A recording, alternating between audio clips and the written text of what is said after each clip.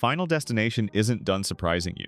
Some of the most brutal, mind-bending deaths come after the catastrophe. Death has patience, precision, and a twisted sense of humor. These are the most painful, shocking demises in Part 2 of this saga. If you think you've seen it all, you haven't.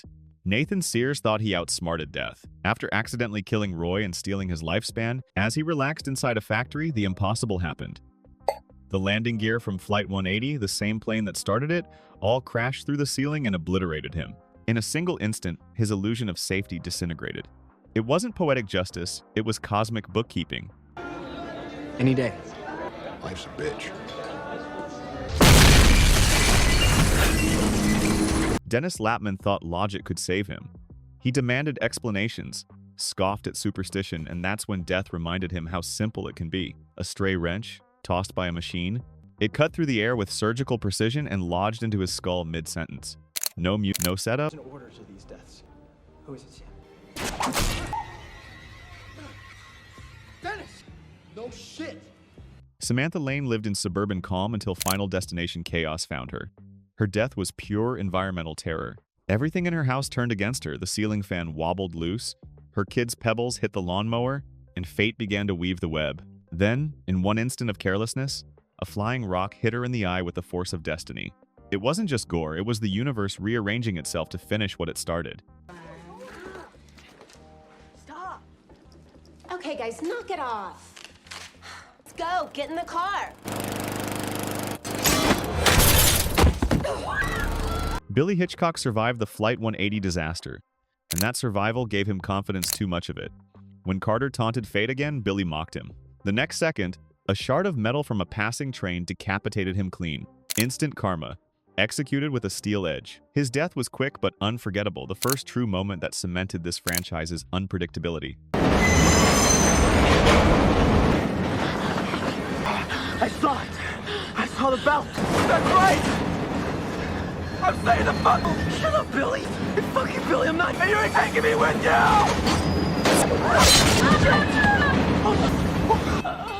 Kat Jennings and Rory Peters died in pure chaos.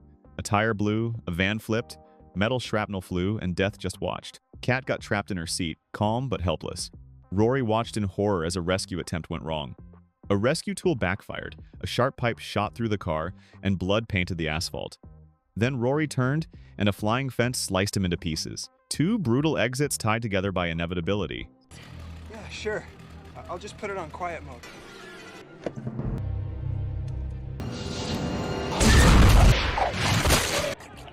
Brian Gibbons wasn't even supposed to die, and that's exactly why he did. After surviving the freeway pileup, Brian joined the survivors for dinner, laughing about beating death's plan. The camera lingered. Everyone breathed easy until the barbecue exploded, sending shrapnel through his chest. No warning, no slow build, just an explosion of irony that wiped the grin off everyone's face. Brian, I think you better go check that barbecue. Trust me, I think I've been through closer. What's that? You pull him back at the last second. Boy, that was lucky. Valerie Luton's death was a masterpiece of cruel timing. Every object in her house became part of the machine. A cracked mug spilled vodka, a computer short-circuited, a knife fell and missed her, but then the monitor exploded, and a shard of glass impaled her chest. She stumbled through her house, bleeding, gasping, trying to stop the fire she accidentally started. Death didn't need a weapon here, just gravity and time.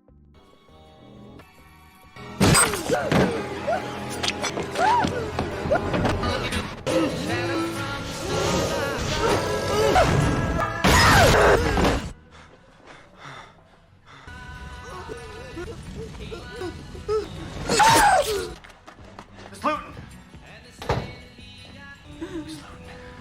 All right, okay,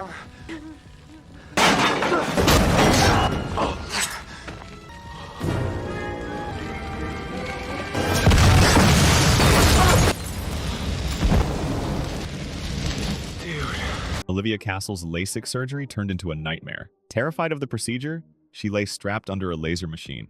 The gel dripped, the laser misfired, and her cornea started to burn. She screamed, jerked, slipped, and crashed through the glass window, falling several stories to her death. It was medical horror with a Final Destination twist technology turning trust into terror. Is that supposed to be happening?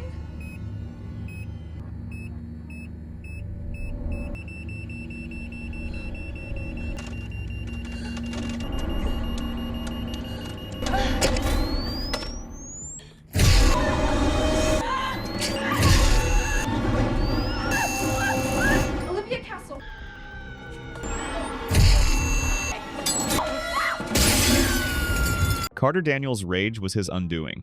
His grief turned into vengeance, but death doesn't care about motives. Trapped in a fiery disaster, he was dragged through debris, his body battered and burned, ending in one of the franchise's most chaotic sequences. It wasn't just physical pain, it was emotional breakdown, visualized as demolition.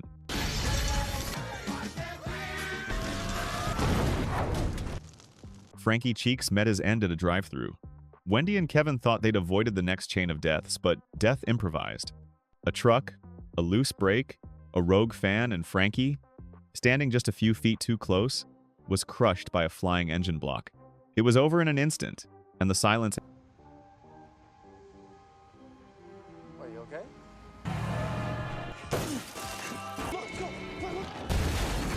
Sam and Molly Harper thought they had finally escaped. They planned a new life. It wasn't just a twist, it was a full-circle execution, ending the franchise where it began. Those paths all about. No.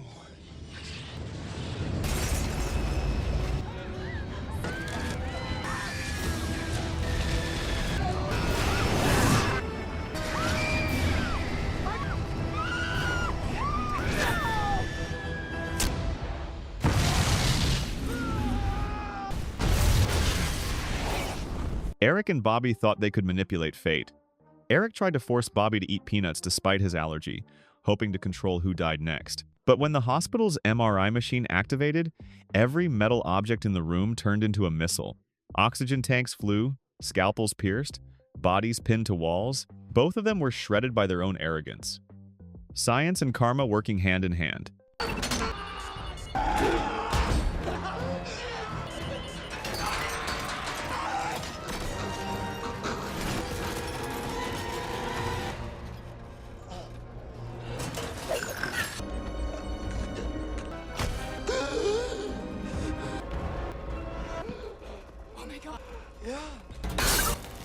Death doesn't end with an explosion, it ends with patience.